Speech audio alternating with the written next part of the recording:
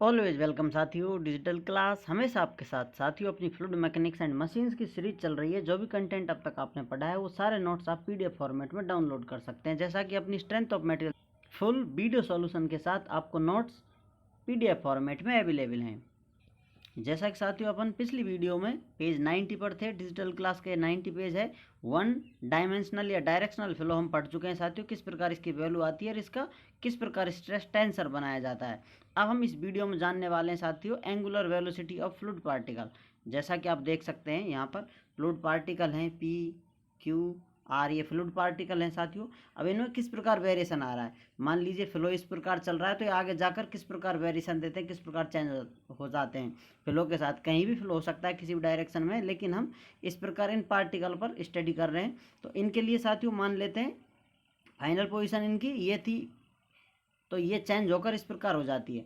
Initial position ये ऊपर वाली थी, फाइनली हो जाती है। तो इनिशियल को इस प्रकार प्रदर्शित किया गया है, ये तीनों पॉइंट इस प्रकार है और क्यू डैश ऊपर चला जाता है साथियों और ये इधर आ जाता है। तो इनकी फाइनल पोजीशन आपको प्राप्त हो जाती है इस प्रकार, आप देख सकते हैं ये वाली।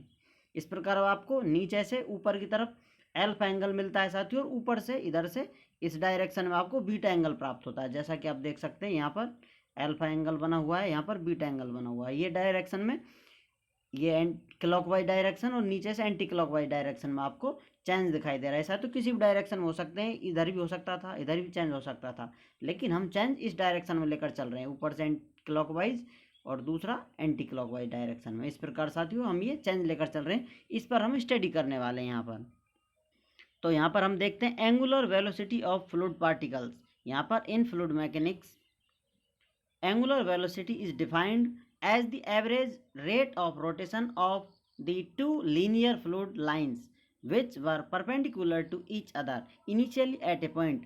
ये दो लाइन है साथियों, आप कहें इन पॉइंटों को जोड़ रही हैं, ये एक दूसरे पर परपेंडिकुलर होती हैं इनिशियल स्थिति में। इन पर हम स्टडी कर रहे हैं। अब इनमें जो वेरिएशन आ रहा है साथियों, प्लस माइनस, कोई ज़्यादा हो सकता है कोई कम हो सकता है, इनकी दोनों की एवरेज वेलोसिटी हम लेकर चलते हैं, जिससे हम मेजर कर पाते हैं इनका रोटेशन हेयर। और यहाँ पर हम anti clock wise rotation is taken as positive while clock wise rotation is taken as negative. यहाँ पर ये डायरेक्शन बता दी गई है आपको, कौन सा रोटेशन हम प्लस कौन सा नेगेटिव माइनस ले रहे हैं साथियों।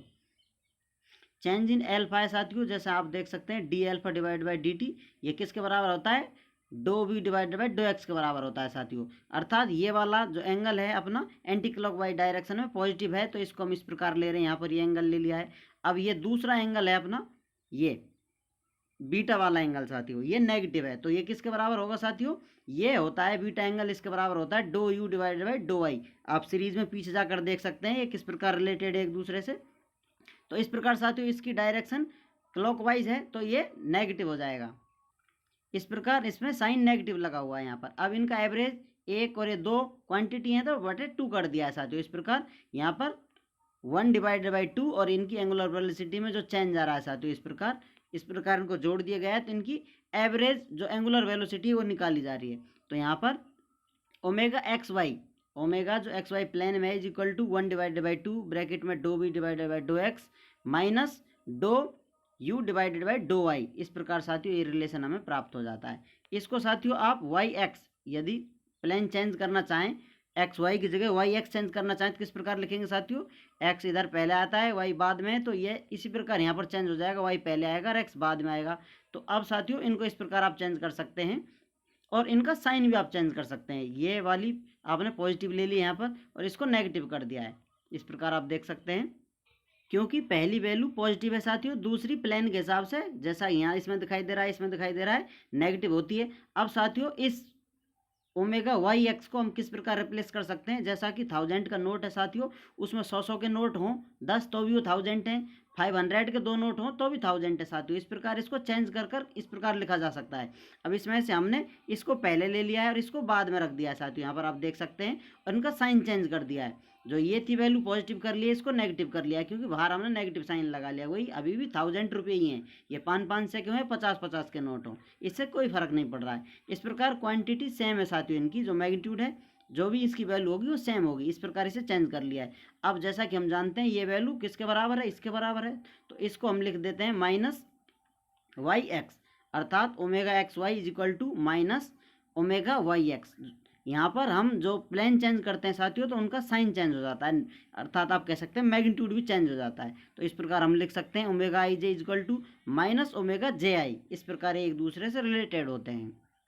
उम्मीद करते हैं साथियों आप सीरीज एंजॉय कर रहे होंगे, वीडियो में दी गई जानकारी आपको समझ में आई होगी और सीरीज भी आपको अच्छे समझ में आ रही होगी और आप अपने दोस्तों के साथ भी शेयर कर रहे होंगे साथियों, क्योंकि आपके सपोर्ट के बिना किसी भी चैनल की ग्रोथ इम्पॉसिबल है।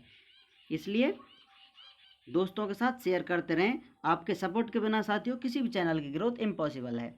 वीडियो को अंत तक देखने के लिए, चैनल को सपोर्ट करने के लिए आपका बहुत बहुत धन्यवाद।